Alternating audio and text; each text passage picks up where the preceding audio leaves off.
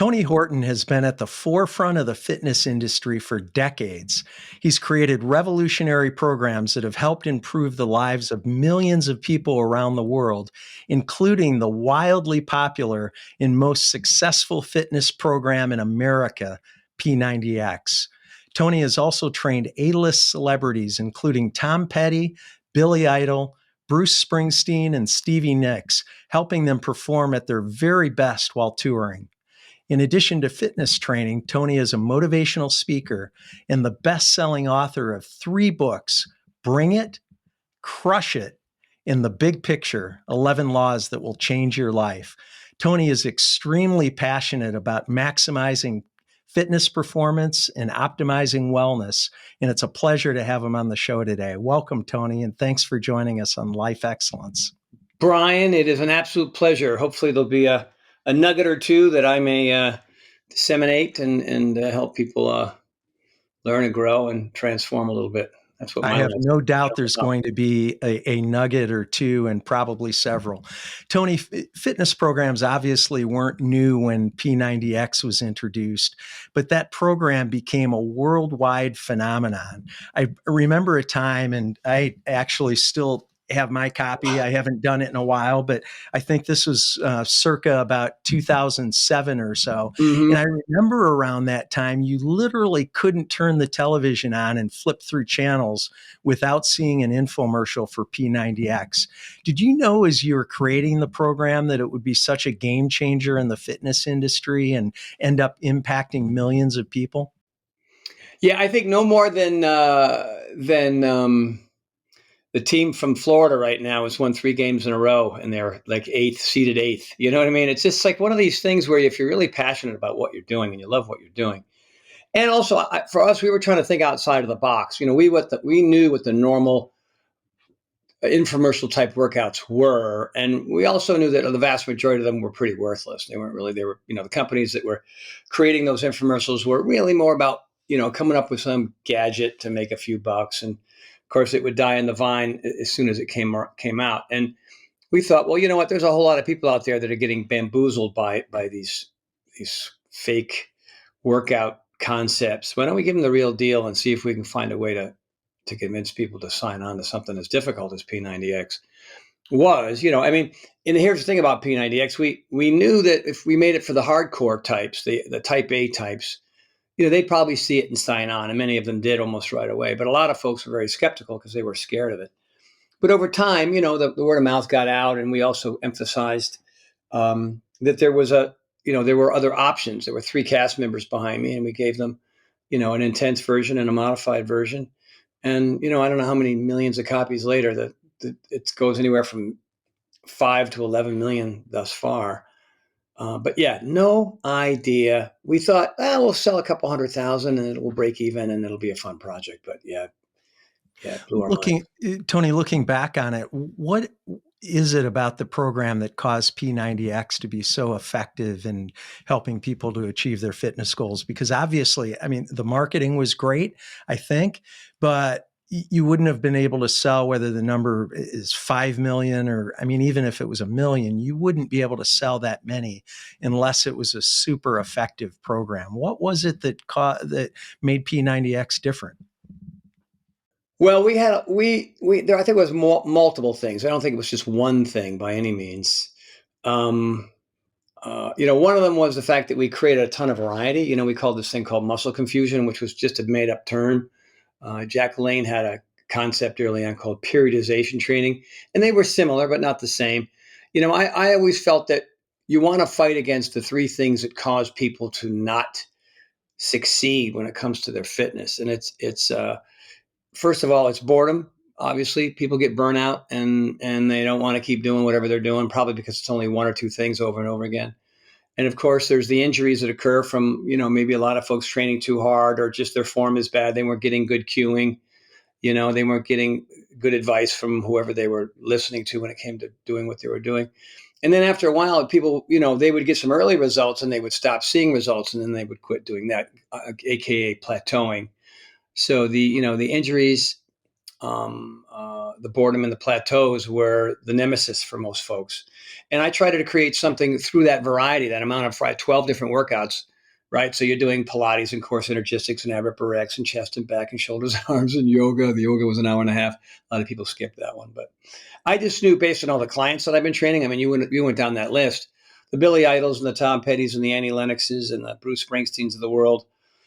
There was a lot of pressure on me in those days when I was training those folks from their management folks saying, hey, look, there's a lot of trainers to pick from. You got a little bit of period of time here. Obviously, these celebrities want to like you. And they also want to see results in a relatively quick period of time. And so I always knew from my own personal training experience and my level of curiosity, I was curious about yoga. I was curious about balance and speed and agility, not just weightlifting, or not just yoga or just cardio or martial arts. I knew that if I mixed it up, I was avoiding those three things I spoke about. And I also was going to get kind of great results. And in my clients, it was happening with my clients. And all I had to do was recreate that in your home, in your living room, in your basement, in your garage, or wherever you happen to do it. And that just required a pull-up bar, some dumbbells and bands, and maybe a mat. You didn't even need a bench. So that was one thing. All right. And the other thing too was obviously the media was critical. I mean, we had a filmmaker shoot those workouts. We had a filmmaker do those infomercials. So we had a guy by the name of Ned Farr with a completely different perspective on how to get the word out to people. It wasn't the usual TNA stuff that you would see to try to sell fitness. We made it about before and after pictures. That was important, that people wanted to look different.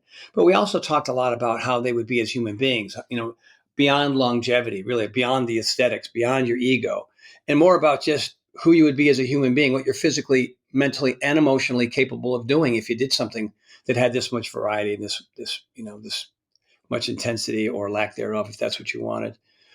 And then there was the cast members. I mean, I hired people that were in my test group, people that I got to know over many months, and friends of mine. I mean, there's a lot of the people that were in that were people I had rapport with,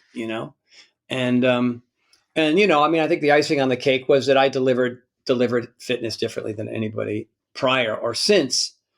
I have a background I was a street performer. I was a pantomime. I took multiple acting classes. I was a part of Second City, Los Angeles. I was doing stand-up comedy, right? So I was working on all these, I don't know what you call them, like artistic, rhetorical ways of transcending the fitness, as opposed to just being sort of a rudimentary, dull, boring, boot camp guy or something. And it was all those things combined that stood out. Nobody else was doing anything like any of that. And I think that was reason number 1, 2, 3, 4, and 5. I was going to ask you if that was revolutionary, if that was the first time that it happened. It's hard for me to sort of reflect back on that time and know what came first. And obviously today there are lots of classes where people are in studio, instructors are in studio. You have whether it's Peloton or fitness classes, or everybody's doing that. But was that the first time with P90X where it really, and maybe this is in alignment with your acting background, where it was like a performance and it's a fitness class, but it just seemed to me that it was a theatrical production as much as a fitness class. Well, you're right. It was. I mean, we had to follow a sequence. We had to do the workouts. I had to cue the movements so that people at home who are staring at their shoes or not looking at the TV the entire time. I was always pretty good at cueing. I mean, a good trainer knows how to cue something so that if the person watching has their eyes closed, they can still figure it out. Right. So you're using multiple senses. You're using your vision and your hearing. And then I added humor to it. You got to credit my fearless leader at that time, a guy by the name of Carl Deichler, who was a very good friend of mine, who used to work out with me. And we spent as much time laughing as we did training. You know what I mean? We just made it really laid back, but it was also very intense. And so those two things can happen simultaneously, but no one had ever done that before. And that's just the way I trained at home. That's the way I trained my clients. I mean, the reason why, Tom Petty, Bruce Springsteen, Billy Idol. They enjoyed my company. You know, they enjoyed the repartee that we used to have. You know, these were brilliant musicians who were very smart, had, you know, great senses of humor, and that was, I was allowed to do that. When I was first working for Nordic Track and did some other early projects, I was very straightforward. You know, hi everybody, Tony Horton here. We're going to work out now. Here we go. Let's warm up. Blah blah blah. You know, and then you know, I thought, and Carl and I spoke about it. He said, "Dude, you just be you, man. Be you. And if you do, because I can get too big, too much, too silly." You know, I mean, at one point they had to cut because they go, "Hey, man, it's P90X. It's not P super silly X. So you gotta, you know, you don't have to start, you know, pirouetting or doing too many silly things up there."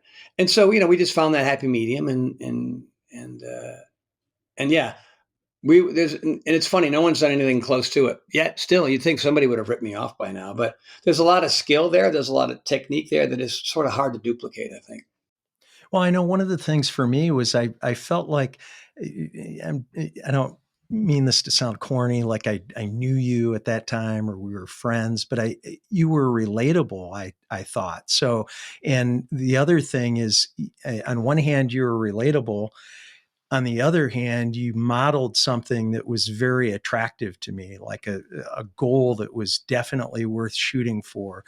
Your body and your abs in particular, and but you were, I mean, you're not a meathead. You never have been.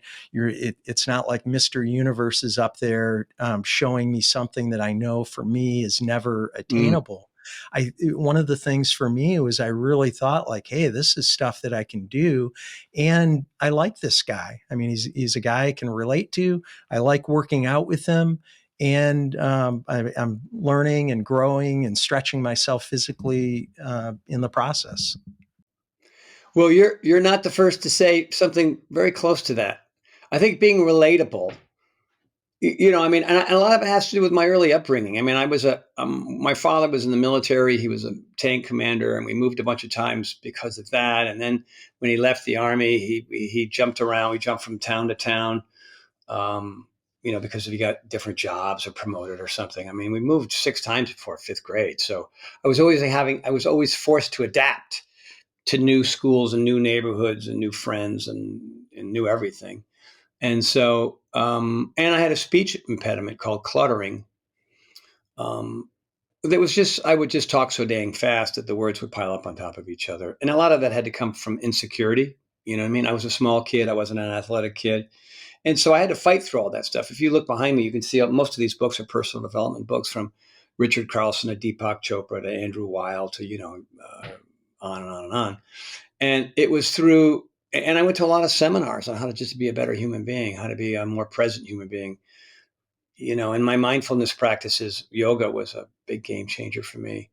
Just learning how to settle and learning how not to judge and learning to be in the moment. And, you know, the acting classes too. I mean, you're seeing that on screen. You're seeing, and it's not like it's not an act. You know what I mean? I know you say it's a performance, and it is a performance, but I'm just, you know, I'm doing a hyper version of myself, really. You know, I'm not having to try hard. But not when I do a workout down here tonight with friends with no camera on me, I'm going to be the same guy you saw on P90X. Yeah. Well, and I guess that goes along with what I said about being relatable. So it comes naturally to you, and it's not. I think your acting training probably does help you in front of a camera, whether you're working out or doing commercials or anything like that. But you just seem to be naturally relatable. Well, the Tony, acting training just gave me confidence. You know, I mean, it's interesting. People have the two things that people freak out about as much as anything is talking in front of a group of people or in front of a camera. They just their personality just disappears.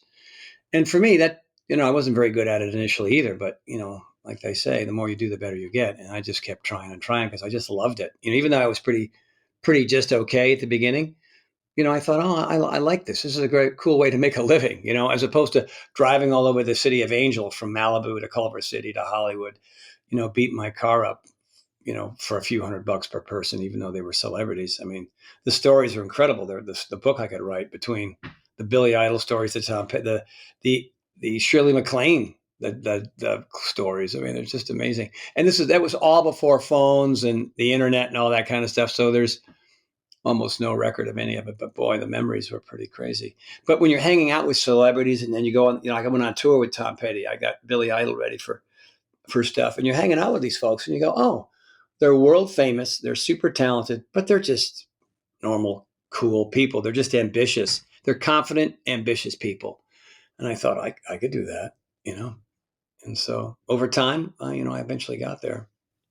You mentioned something earlier that I wanted to go back to because it surprised me. You said you weren't athletic as a kid. So how did you get into fitness first yourself, and then eventually leverage that into personal training celebrities, as you talked about, and then eventually creating entire fitness programs? Well, it was a weird and circuitous route, I would say. Because when I grew up in the 60s and 70s, before I came out to California in 1980, everything was team sports. I mean, tennis wasn't a team sport, but it was still, you were competing with another person.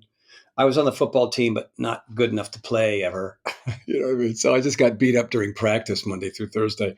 You know what I mean? I don't know what that was for. I would just come home every night black and blue, and my parents would go, "Why are you doing this?" I don't want to be a quitter. And so, yeah, I was just, and back in those days, my experience, and it's still happening to this day with a lot of young kids and their coaches just really care about the best players on the team, and they care about getting their name and picture in the paper, and they care about the win and loss column. They're not really driven to mold young athletes 9 times out of 10, if you show up ready to go or you don't, and that was it. I was this close to being okay, but I never had the right. And my father was on the road with his job. He wasn't able to help me, even though he was a great athlete as a kid. My father was a natural athlete as a kid. I just wasn't. And so, in those early days, I don't know what I was doing. I was really pretty clueless. And the exercise part, like, oh, you have to exercise too to be better at these sports. I didn't know those two things were even part of the same, whether there was some synergy there of any kind. And then, whatever, I took a weightlifting class in college, and I really, really liked the teacher. The guy was funny, and he was smart. He was nice. And he really held our hand throughout that entire semester, because none of us knew what we were doing in there. There weren't, everybody who signed up for my weightlifting class, we were all scrawny or pudgy, and we just wanted to not be scrawny or pudgy anymore. And none of us were at the end. I got an A in that class. I couldn't wait to go to that class. And so that was really meeting him and training that way and discovering that. And then, of course, 2 years later, I'm off to California, and I went, I'm going to join a gym. I figured this is a better way to meet people than any. And I just took a lot of those strategies, and I kept learning more. And I started going to yoga classes and started going to the track, and a girlfriend of mine was going to Pilates. I'll do that, and I just started becoming more curious. And then I was, make the long story good, I was training my boss over at 20th Century Fox. I was a production assistant there. His name was Harlan Goodman. And he was noticing my changes, when I started working for him, because it started about the time I was working for him. And over like the next 4 months, he's like, holy smokes, look at you. And can you show me how to do what you did to yourself? I go, yeah. So he and I would go to a buddy's garage and work out together before we both went to work. He lost 40 pounds, 35, 40 pounds. And then, he was walking down the hall, then East End Management, and on Sunset Boulevard, and there was Tom Petty, and he was smoking a cigarette. And he said, oh my God, Harlan, you look fantastic. I'm going on tour. I'm fat. Nobody likes a fat rocker. Can you help me? So Harlan said, call Tony Horton, and the phone rang, and my roommate picked it up, and he told me it was Tom Petty. And of course I said, that's not possible. There's no way Tom Petty's calling. So my roommate hung up on Tom Petty. He called back, and he said, I think we got disconnected. Anyway, my roommate goes, dude, it sounds like Tom Petty. So I went to his house 2 days later, and I trained him for 4 months, and I got him ready for this tour. And he showed up on this tour ripped and striated and vascular, and his voice was great. And he was tearing the sleeves off his shirts and on stage with shirtless. And everybody was just like, what happened to Tom Petty? And after he got done with that tour, the phone just rang off the hook, and I was training rock and roll for the next 15 years. That's awesome. What a great story. Tony, it's interesting to me. So that was back in the 70s, I guess. Well, that was 80s. 80s, Hmm. 90s, 80s, Okay, 90s when I was 80s, out here. 80s, 90s. So 30 plus years ago.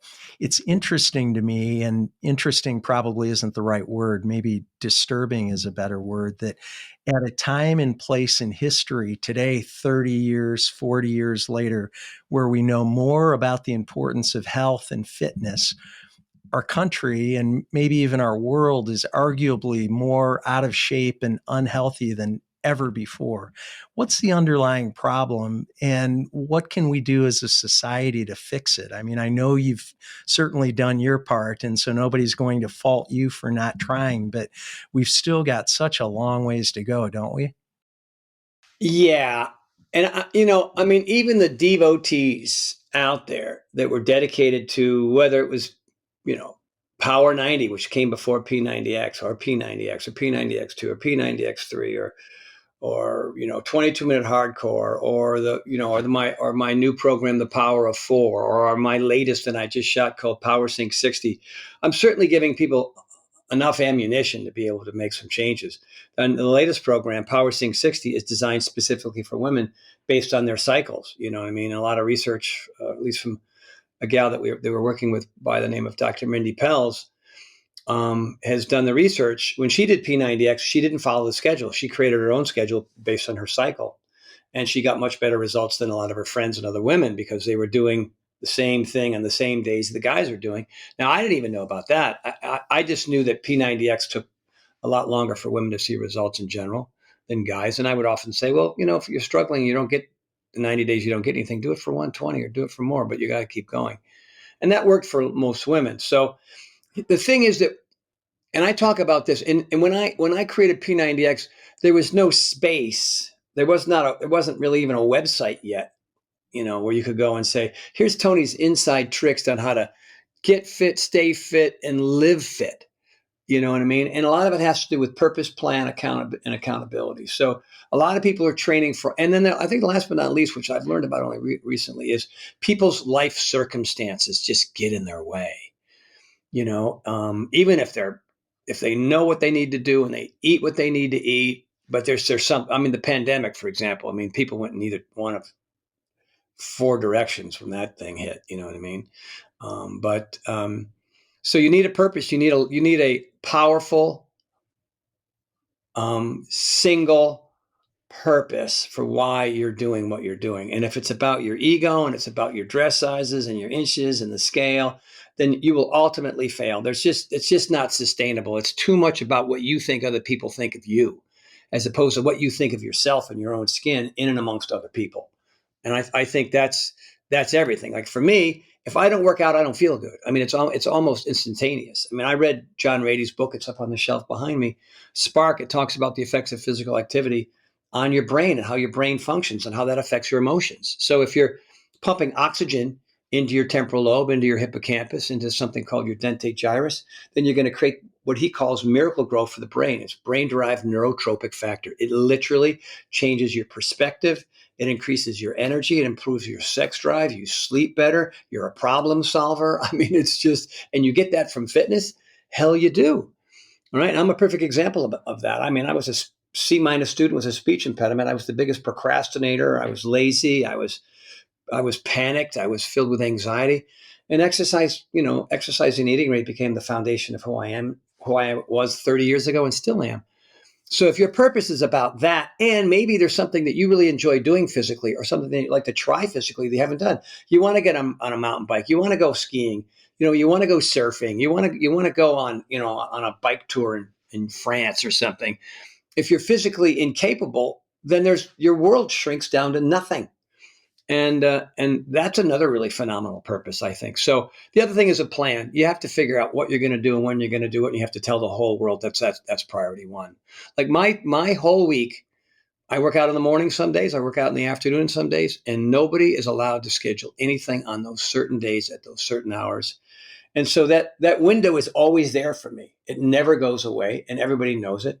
And if you have a really hectic job and you have kids, well, then you have to move something open up that window, and that's where you plug in your workouts. And those workouts have to happen 5 to 7 days a week. It doesn't mean you have to, run a marathon 7 days a week. Some workouts are mellow. Some workouts are mindfulness, maybe, where you're just sitting there doing some breath work. Other workouts are going to be chest and back, or a cardio class or martial arts class. It's having that variety. You add that variety in because, a lot of people working out 3 days a week, they get really frustrated and they can't figure out why they're not getting results. Try going to work 3 days a week. Try to sleep 3 nights a week. Try to eat 3 days a week. You know what I mean?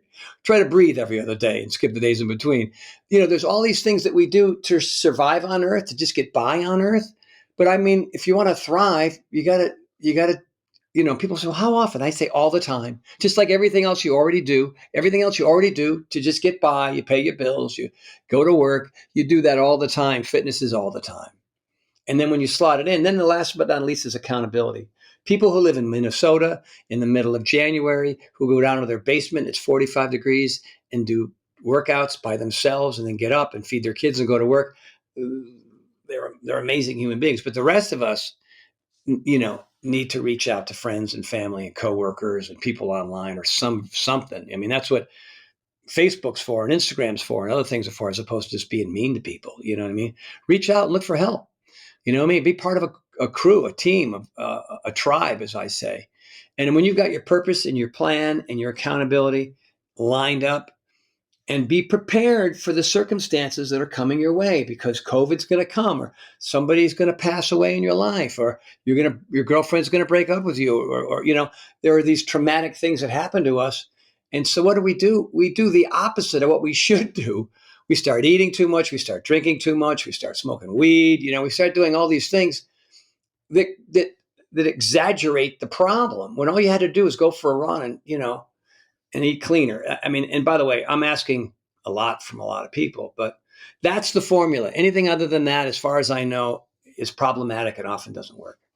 Yeah, that's great information. I really appreciate you sharing that. I think one time you said work out 5 to 6 days a week until you die, or something like that. So this isn't, it's not something you do just when you feel like it, right? No, Or something no. you do 3 days a week. Like you said, try eating just 3 days a week, or try sleeping just 3 days a week. And so it's, I know it's that important for you, but you're saying it's that important for everybody. If you want it to work, if you want to be successful, if you want to be happy. I mean, for me, it's about happiness. I know that when I don't work out for 2 days, all that good those chemicals in my brain have gone away. They survive for anywhere from 18 to 24 hours. I don't know what the exact number of hours are, but by the end of your second day off, all that norepinephrine, dopamine, serotonin, brain-derived neurotropic factor is not there anymore. So I always say, folks, if you're not consistent, you're going to end up with exercise bipolar disorder. You know what I mean? You're going to have those highs, and you're not using chemicals and drugs and food. You're using good old oxygenated blood that is rushing into your brain. It's amazing. And here's what's even more amazing about it. You control that, right? There's too many of us that are using sources outside of ourselves to try to bring short-term moments of joy and pleasure and happiness, but usually that lead to long-term problems and issues, right? I mean, nasty, disgusting, double cheese chimichanga and a big old cheese pizza covered in pepperoni certainly tastes pretty great while you're eating it, but there will be consequences down the road, whether it's Parkinson's or Alzheimer's or cancer or hypertension or diabetes or whatever it's going to be. All right. And so there's that issue. But I always say, you're the source. You are the ultimate source. I mean, so, instead of maybe 2 cups of coffee in the morning to snap out of it, roll a yoga mat out and do 10 minutes of yoga. You know what I mean? And you're just going to, with 10 minutes of yoga is going to help you with your balance, going to help you with your strength, it's going to help you with your flexibility. And it's also through the breathing process. It's a mindfulness practice at the same time. I mean, you don't do that sitting at a coffee table, drinking coffee. You know what I mean? It's not, they're not even close. And so, anybody, whether they're a fitness aficionado or they're a complete neophyte, right? Most people know the difference between doing the right thing and the wrong thing. Like I can say a couple cups of coffee in the morning, or maybe a yoga practice that does X, Y, and Z. Yeah, but one takes effort and the other one doesn't. I go, well, the other one is the source outside of you. The one that takes some effort, that's you making a brilliant choice to start your day and improve your life and prevent disease and have more energy and sleep better and blah, blah, blah. The list goes on and on and on and on, so. It's all about choices. Yeah. Tony, you mentioned 10 minutes. One excuse I hear from a lot of people who don't work out is they just don't have the time, right? People are busier than ever. How do you respond to that? They don't want to make the time. They have time. I can't tell you how many people have 7 kids that have made the time somehow with a job. You know what I mean? I'd like to introduce those people. Like you're a friend of Tracy Morrow's. You know Tracy, I'm right. Sure. I mean, This is Tracy awesome. Morrow is a perfect example. She has 2 careers, 6 kids, and she manages somehow. Because it's a priority, because it's important. She understands. She makes her plan. This is what I'm going to do and when I'm going to do it. I have another 23 hours to do everything else. Obviously, 8 are dedicated to sleeping, right? But it's a lot of it is, what it is. My answer is it's just poor planning and lack of desire. I don't have time is poor planning and lack of desire. That's really what it is. And I don't want to say they're copping out. A lot of people are super busy. I mean, for one couple of years, I traveled 6 months out of the year. 6 months out of the year. I mean, I'm in airplanes, and I'm in Europe, and I'm in Chile, and I'm in, all over the country. And I find my 15, 20 minutes. There's a routine I do quite often when I'm too busy. I call it the warrior workout or the traveler's workout. I do some push-ups, as many as I can, some version, and then I'll stand up. I bring a stopwatch with me. Anybody can stick a stopwatch in their suitcase, and I'll do 1 minute of something cardio, jump, running in place, jumping jacks, martial arts, whatever it is, and then I'll do 30 reps of ab/core and 30 reps of legs. So it's upper body, cardio, core, legs. And I can do those back to back to back with almost no time in between because they're completely different physical modalities, right? One's upper body. Then during the cardio, my upper body's recovering. By the time I get to my abs, my heart, I'm on the floor and my heart rates come down from the cardio. And then after that, from abs, I can get right into my legs. And then from legs, I go to upper body. So I'm working upper body and lower body at opposite ends of that little cycle. And you can do 3, 4, 5, 6 rounds, and you do different kind of ab stuff. You do different kind of push-ups. I mean, I do some with my staggered hands, some with wide hands, some with military push-ups, some with my feet up on something. I mean, you just got to be curious and you just got to be, creative, and good form matters as well. But that doesn't take much time to figure out how to do a push-up right. You were specific when talking about push-ups and different forms of push-ups and also cardio, but how about core and legs? What do you do for legs? Lunges or squats? Well, I mean, plyometrics is the one way to turn up the volume a little bit, right? So you've got lunges and you've got squats. You got plie squats. You've got curtsy lunges. You've got something called roll squats or pumper squats. There's short range of motion, big range of motion. But when you add plyometrics to it, it's like you can do a jumping lunge, and it's not like you're trying to hit the ceiling or anything. Just get yourself a few centimeters or inch or two off the ground. I do these fighter stance plyo squats. So I'm here in a fighter stance, and I'll go up and down, and I'll turn. I'll do like a quarter turn, and I'll do some on that side and some on that side. I do something called jack squats. So everybody knows what jumping jacks are. Well, they're basically jumping jacks with squats in there, and they're pretty brutal. You know what I mean? So what you're doing is it's basically HIIT training. For example, like on anytime you leave the earth, like think about jumping rope as opposed to going for a run. It's harder to jump rope, which is, kind of like plyometrics because you are leaving the ground over and over and over again. You're not jumping high, right? You're not trying to dunk a basketball or anything, but there's more heart, lung, leg involvement that way, right? When you go for a jog, it's less pounding and you can go longer. Like swimming, there's no pounding at all. That's why, swimming, biking, running, jogging, hiking, standard cardio, 25, 30, 45, 50 minutes, how long you ever want to go, But plyometrics, it's usually a rep thing as opposed to a time thing. So, when it comes to a lot of plyometric moves, by the time you get to the 30th rep, your heart rate is up. You know what I mean? Your lungs are burning, your legs are fried. And then you take some kind of a break before you go on to another one. And the next one you go on to probably shouldn't be a plyometric move. It should be something static or something isometric. Right? Because going plyo and then plyo again and plyo, you're just going to blow out your back and your knees. And these are just things that I've learned over time. So when I do my warrior routine and I do 6 rounds, every push-up, every core move, every leg move, every cardio move is different from the one before. I never repeat anything. But if you don't have the repertoire that I have, do the same push-up and cardio and ab and leg routine over and over again, because it beats the hell out of saying, "Oh, I don't have any time."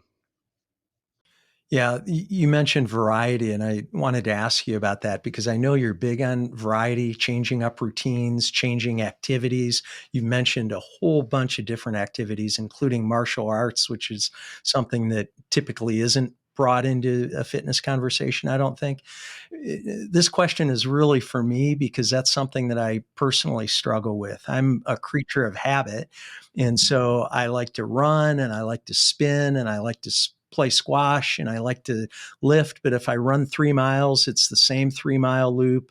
If I run 5 miles, it's out 2.5 miles, back 2.5 miles. If I spin, it's a 45-minute spin. If I lift and do chest, it's the same thing over and over again. What's the downside to that? And you've talked about it a little bit, but what's the better approach? And I think you've kind of answered the question already a little bit, that gives us that variety and just working, I guess, working the muscles differently, working our body differently, working our mind differently, ultimately through that variety of either specific exercises or even fitness activities. Well, Brian, if you were to go back to the early days before you ran, before you lifted, before you did your bike work, right? And it was all new to you. You remember that you remember that journey of learning these things initially. I never stopped doing that. I never stopped doing that. I like being bad at things because I know that my body will respond more quickly and differently than it will if I keep doing the same stuff over and over and over again. Right? It's the same theory with P90X. Like with P90X, we had 3 different versions that you could do it because people were doing it over and over and over and over again. And I would say, you might want to pick the bulk version, you might want to pick the lean version, you might want to mix it up or change the sequences of things a little bit. Your body responds to change. It doesn't respond. It will maintain with what you have based on what you're doing. But if you were to come to my house and get on my ninja course, you would fail miserably. You could be. I've had guys here, bodybuilders and people who are pretty good at what they do. Football players, professional football players, ice hockey players, speed skaters, and they get annihilated here. And I'm 35 years older than them. I'm not patting myself on the back while I tell you how great I am. I'm just saying that because I have this large repertoire of different types of fitness, I have an advantage over other people who just keep, sort of focusing on the same things all the time. And what I would say is stick to some of the stuff that you love. I mean, if you're willing to try different things, but dabble, I mean? Like if you haven't done a Pilates class, well, then go do one. If you haven't done yoga, then go do one. If you haven't been to a spinning class, then go try it. You know what I mean? Maybe there's a really good, what am I thinking of? A combat class or something in your neighborhood or something. CrossFit class. A lot of CrossFit classes can be pretty gnarly, you know what I mean? Because you got to get the right coach who can read the room and not hurt people. That's important. But it's, your body just reacts to it. And you also want to be long and strong. I think a lot of people who are doing their cardio and lifting weights, and it's really good and it's better than what most people are doing, then work on your speed more. The 3 things that we as adults, I don't know how old you are, you're probably about my age or younger, but you want to work on speed. You want to get on a track and you want to run not just that 2 miles in one direction, 2 miles back. You want to run hundreds and 200s and 400s completely. I mean, it's basically high speed weightlifting for your butt and your legs and your core. You know what I mean? And you want to get into as much yoga as possible and different kinds of yoga, hatha, ashtanga, yin, power. You know what I mean? Because it's that you want to be long and strong as you get older, not strong and vulnerable as you get older. Because there's a lot of people who are very fit, but their muscles have been working in that same range of motion, right, for years and years and years, and then they're asked to go run from home to first base in a softball game, and both hamstrings go. What happened? I thought I was in shape. Well, you were You didn't work on them hamstrings like you should have.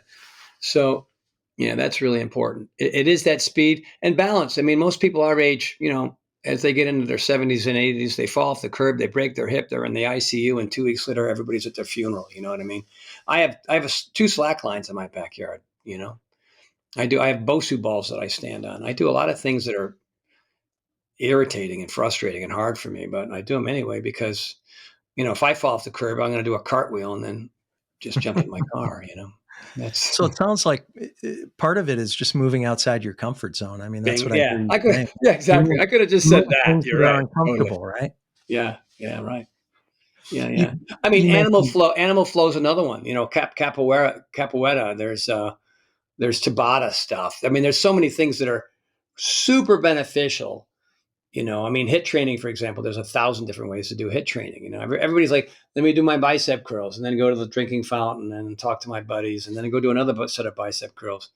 Yeah, you're going to have big biceps, but what are you walking around with your shirt off at the beach? Is that your job? I don't know. You know what I mean? I do bicep curls. Trust me. I mean, tomorrow morning, 2:00. Tuesday morning, I'm going to get after the bicep curls.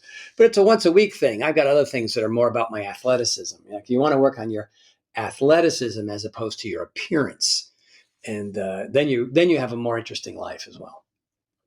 you mentioned yoga, and I heard you proclaim once that yoga is the single most, let me make sure I get this right. Yoga is the single most perfect thing you can do if you want to stay young and healthy.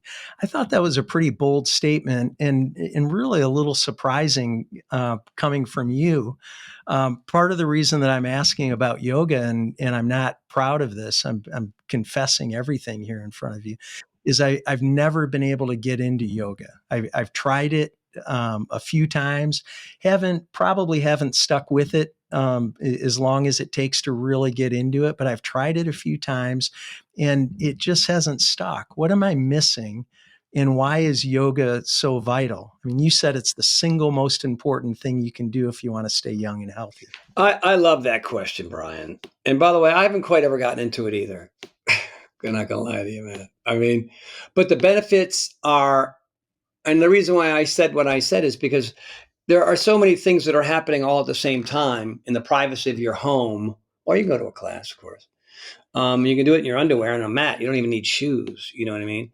And here's the thing about yoga. There are dozens and dozens of different types of yoga that do different things. There are dozens and tens of thousands, hundreds of thousands of different yogis / teachers that have different techniques and methods and whatever. And there's this guy, Ish Moran, here in town. I mean, for years and years and years, then COVID hit and then he moved. I think he's not in the same studio as he used to be. I went to his class every Saturday at 4 p.m. I didn't miss it because there was just something about the way he did it. It was something about his flow. His flow only changed a little bit here and there. And that's exactly what I needed. It was 90 minutes. And it completely changed me physically, mentally, and emotionally. The way I felt at the end of that class was the antithesis of how I felt almost every time I walked in there. And the one thing about yoga is it's unlike a bike ride. It's different than a 5-mile bike ride right on the Strand down here in Santa Monica. That's a flat bike ride. You're outside, you're in the wind and the sun, and it's great, and your heart rate's up a little bit. But it's the same bike ride, and it's going to be doing the same thing for you. And after a while, your body will adjust to it, and it'll only benefit ever so slightly, especially as you're getting older, right? As time keeps ticking by. But yoga, I mean, there's a class that I take up in Malibu. It's a bear. I mean, I'm soaking wet afterward, and I'm pumped like I just did, like a 30-set chest and back routine. So it's that amount of variety, and it gets back to what I said earlier about yoga. It's their strength. There is obviously range of motion flexibility, right? There is, there's the balance component, which is, you're in tree pose or whatever kind of warrior 3. There's all these different kind of balance poses. And if you intellectually understand the importance of speed, balance, range of motion, and also at the same time in the middle of that battle, that you have to be calm under pressure. I mean, it relates directly to your life. All right. And and here's the thing that I tell people all the time. And this is sort of This is the light that goes off their head. Do you want to be better at the things you're already doing as you get older? Yes. Well, then what you're doing now to get there isn't working. You add yoga and that will happen, because yoga makes you more durable just in general in life, going upstairs, reaching around, grabbing the shampoo off the shelf in the shower. I mean, whatever you want to do. It makes you and less vulnerable to those types of, whatever everyday injuries. And it makes you more durable and stronger, and improves your range of motion and the quality of the look of your physique as you get older. I mean, my body doesn't look a whole lot different than it did 35 years ago. I mean, my skin isn't as good, a little crepey and little, my blue veins are popping out everywhere. But that's just, I'm 65, but I mean, I don't know what 65 is supposed to feel like, but it feels pretty dang good compared to 15, 25, 35, 45. I'm better now than I was at 55. So, I don't know. I don't know what 75 and 85 is going to be like, but I was in Jackson Hole 3 times this season. I never skied harder, faster, scarier stuff than I did this last trip. With there was effort, but is not as much effort in the past. It was, and that's not a sensation that most people can say they've ever are having as they get older. They're having the opposite sensation. So, but no time like the present to get going. So you've sold me on yoga. How often should I practice yoga? Well, if you're new to it, twice a week. Here's the cool thing about yoga too. You go twice a week, and I would do 2 different versions. Like if you went online and you did 2 different one of my workouts, there's the hour and a half one, in P90X, which is a bear. But you just get in there and you don't have to do the whole thing. Like, I'm going to stop at 45 minutes today. I'm going to do the extra 5 minutes. You know what I mean? Like, just trickle in a little bit more of that. Or I have the one called morning yoga. I mean, I've got dozens online, dozen in one of my programs. And then the great thing about yoga is that once the asanas and the movements and the flexibility improve, for me personally, that sticks, unlike bicep strength or cardiovascular endurance and things like that. That mobility, flexibility, range of motion stuff from yoga lasts a lot longer than other types of fitness. And so you can after about 3 or 4 months narrow it down to once a week. I mean, for me, it's every Friday at 8:30, every Friday morning. And I have a lot of people that show up to my house to work out. I have as many as 20 show up for plyo on Wednesdays. I have, tomorrow there'll be 5 or 6, but with yoga, I'm barely able to get 1, sometimes 2. Because a lot of people are like you. There's something about it that forces you to be present and to deal with what's happening. Warrior 1, Warrior 2. It's like, can I just go for a freaking run? You know what I mean? Or can I just lift some heavy weights?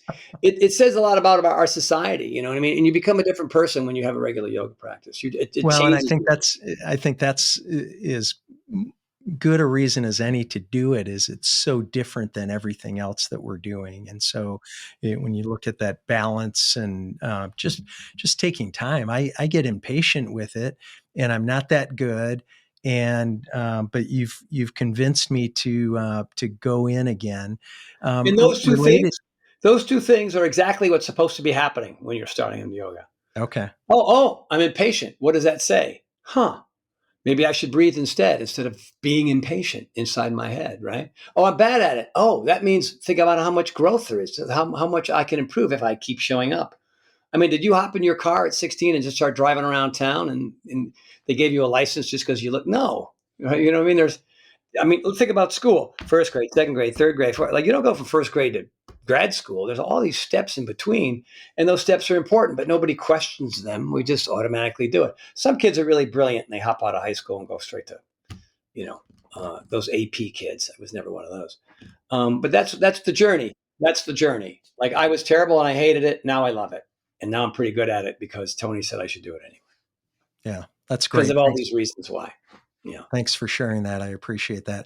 I want to ask you about motivation, which is related to a lot of what we've talked about. But I know that even for people who are super committed to fitness, sometimes you just wake up and you don't feel like going downstairs to the gym or heading out for a run.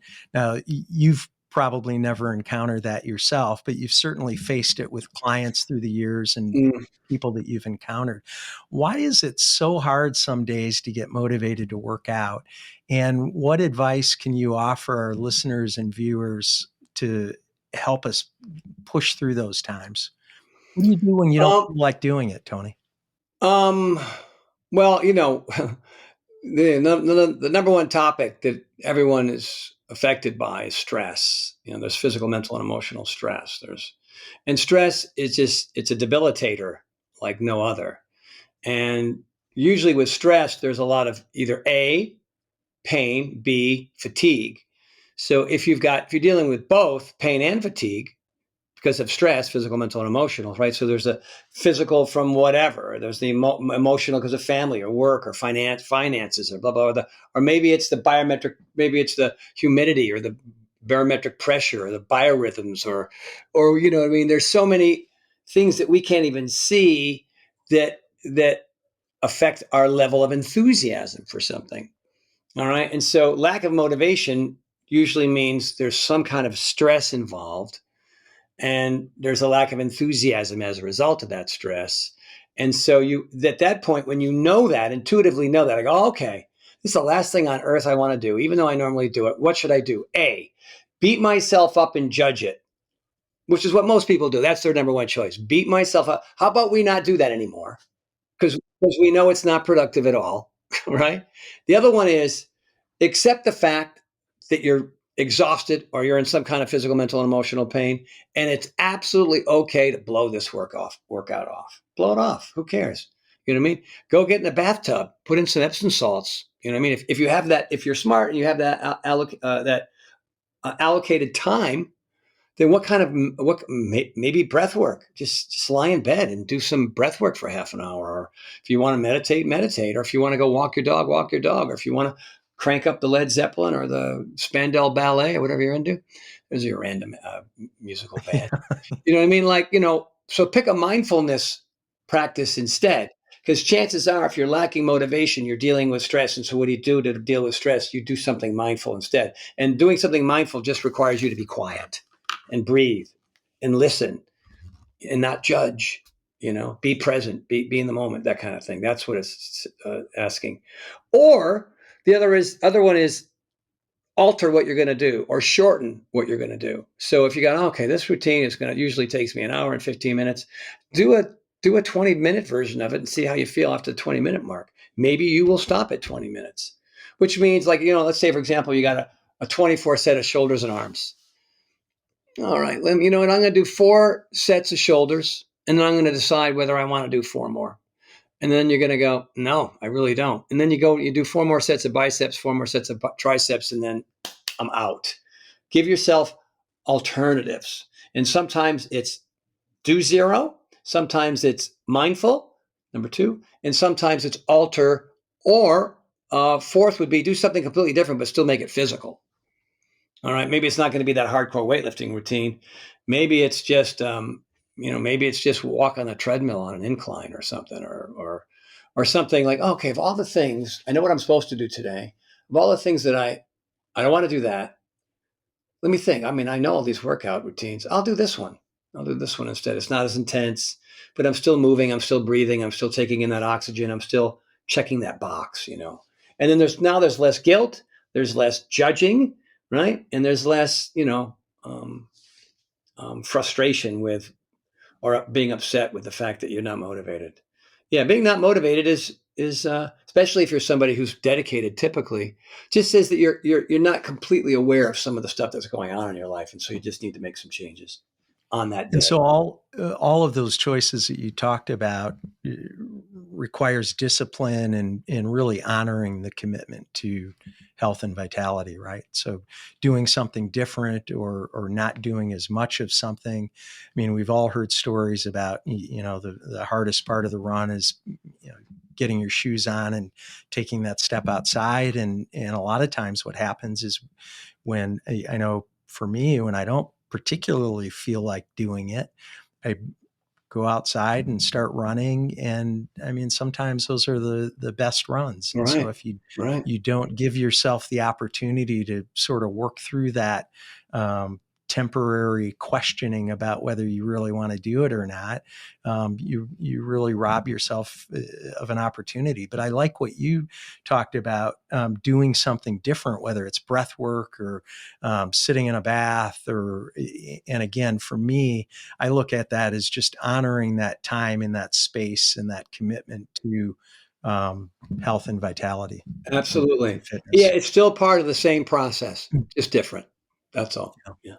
Tony, I wanted to ask you, you had and this is a while back now, but you had a health scare back in 2017 that dramatically altered your life, for a time anyway.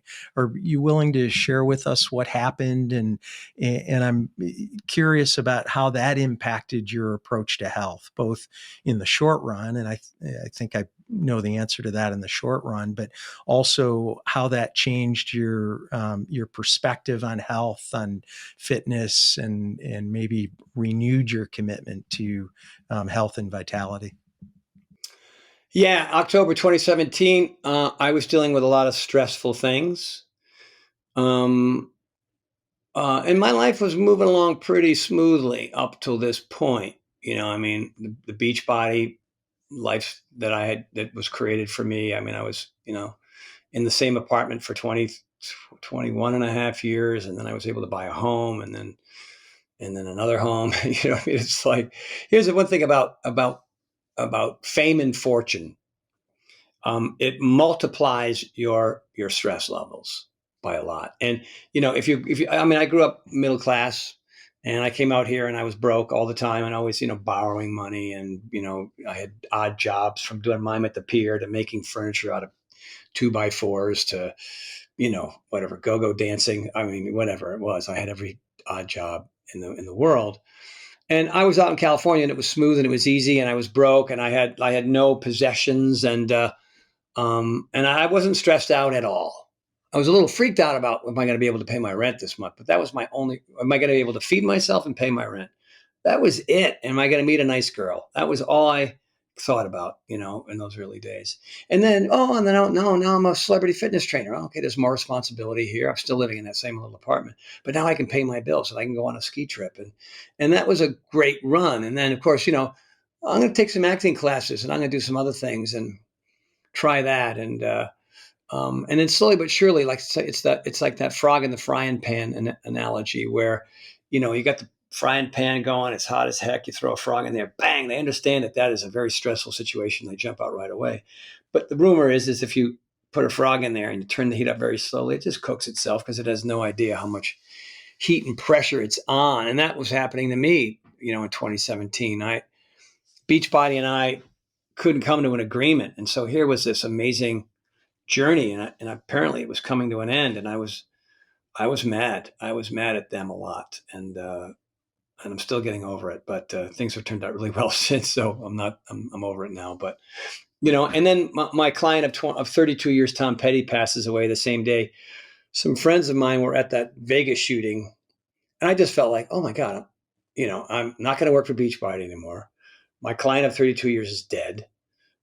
Friends of mine in Vegas were dodging bullets at a concert. Like, this world is freaking nuts, and I just couldn't deal with it very well. And I was getting angry, and I was short tempered, and people were like, man, Horton. I go, do you understand what's going on with me right here? I mean, so I ended up with Ramsay Hunt syndrome, which is basically shingles in your brain. They're up there. You can see you can't now, but the blisters inside my ear. I didn't know what it was at first. I thought I was having a stroke. And so with every passing hour, with every passing day that I didn't know what was going on, these shingles were eating away at the nerves inside of my brain. So my sight and my smell and my taste and my balance were getting destroyed. I could smell with secondhand smoke that wasn't there. I couldn't taste anything. My vision was completely like this, you know what I mean? Like I couldn't look left and right without getting nauseous, and I couldn't walk in a straight line. So I don't know. I didn't know what was going on. And all the king's horses and all the king's men, they tried. They couldn't really put me back together again because it said nerves are weird. The doctor would go, and I had Bell's palsy, which is a great look. You know what I mean? Our senator now, what's her name up there?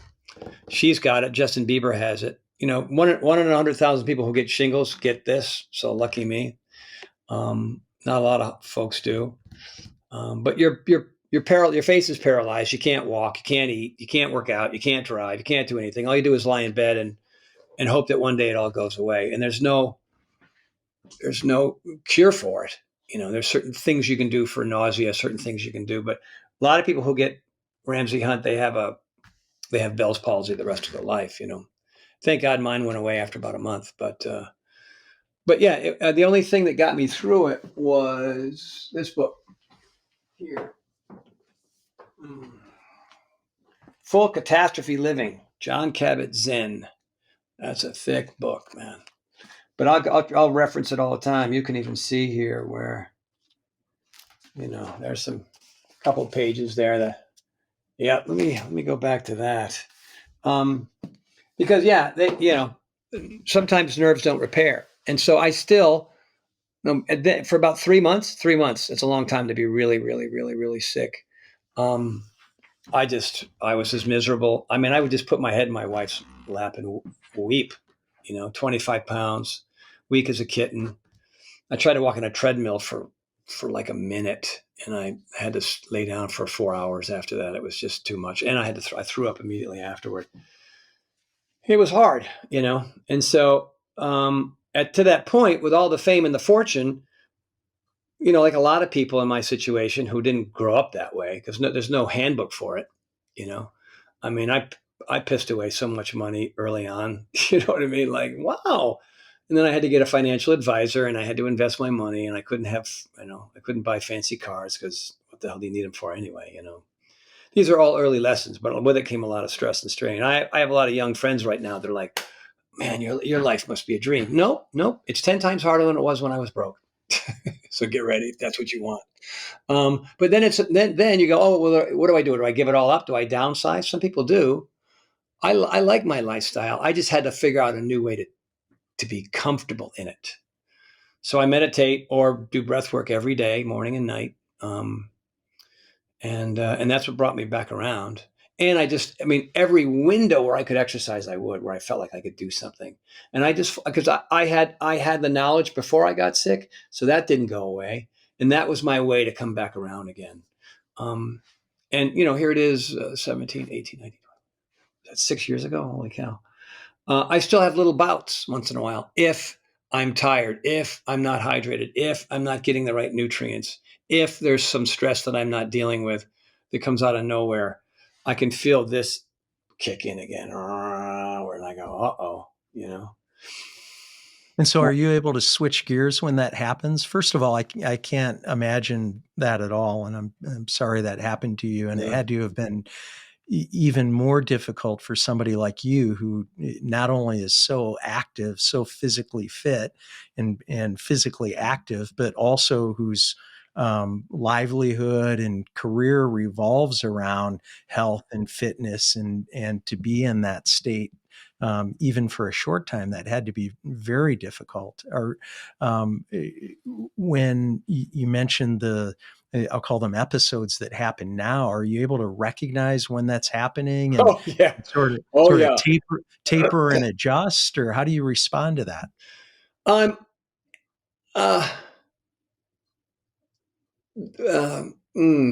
can a little bit sometimes. But, you know, on a 1 to 10 scale, when I was sick, I was a 10. I was a 12 on a 1 to 10 scale. I mean, it was as difficult as anything anybody could go through. And then it tapered off over the months and years to from a 10 to a 7 to a 5. And then in the 4% range, which is where it lived for a couple of years, I could still function, but I couldn't stand on one foot. I couldn't get on my slack line. I would fly right off of it. You know what I mean? And every time I did, it would just get worse again. You know, it's like vertigo, but it's called bilateral vestibular hypofunction, which is a lot to do with just my proprioceptive skills are just diminished tremendously, like like a 90-year-old. And when it happens, I'll breathe, or I'll calm down, or I'll lay down, or I'll drink a bunch of water, or whatever it takes. It's also an energy zapper too. It's also hooks up with the Epstein-Barr virus, which apparently I had. But I did a lot of blood work, and I changed my diet tremendously, and that has helped me. My inflammation in general is down in my gut and my joints. I don't have knee pain anymore. I'm a vegan, which is amazing because I love meat, fish, and chicken as much as anybody. I grew up on it, and I'm not pious about it. I'm not myopic about it. I'm in Jackson Hole, and elk medallions, medium rare. I'll take that. I'll eat that. Or wild salmon. Why would I turn that down? You know what I mean? Shauna made some chicken about 2 weeks ago, and it was just juicy and insane. And I had this vegan soup, and what I do, I chopped up the chicken and I put it in the vegan soup. You know what I mean? And so I don't get all, like I said, I don't get pious about it. Like, it's this my way or the highway, and everybody should be like me. That's just ridiculous, But in general, to keep the inflammation down, to keep the vestibular issues down, the veganism and the meditation and the breath work and the dealing with my stress and letting things roll off my back more, and keeping my expectations down from people who I used to just expect more out of, I'm more chill than I think I've ever been, but I still train like a maniac, like it's the last day on earth. So. Yeah, and I was going to ask you about that, because looking at you, you said you're in your mid 60s, but it seems like you're in the best shape of your life. And I mean, I see what you're doing, I read about what you're doing, and you're very active. Certainly seem to be more active than ever. How, in your mid 60s, are you able to sustain such a high level of fitness and health? Just by I think staying it's active? like learning how to read. I mean, I've just done it for so long, and the variety is still there. The consistency is still there. The curiosity is still there. I'm still working on those weaknesses as much as my strengths, right? Like we talked about, getting out of that rut of doing the same things over and over again. I mean, this ninja course workout that I did yesterday, I couldn't do that. Before I had the ninja course, I couldn't do that. Before I had ropes in the backyard, I couldn't climb ropes. But the more you do, the better you get. And I always do my best and forget the rest. I mean, these are silly little expressions that I came up with that work for me and that apply to everybody.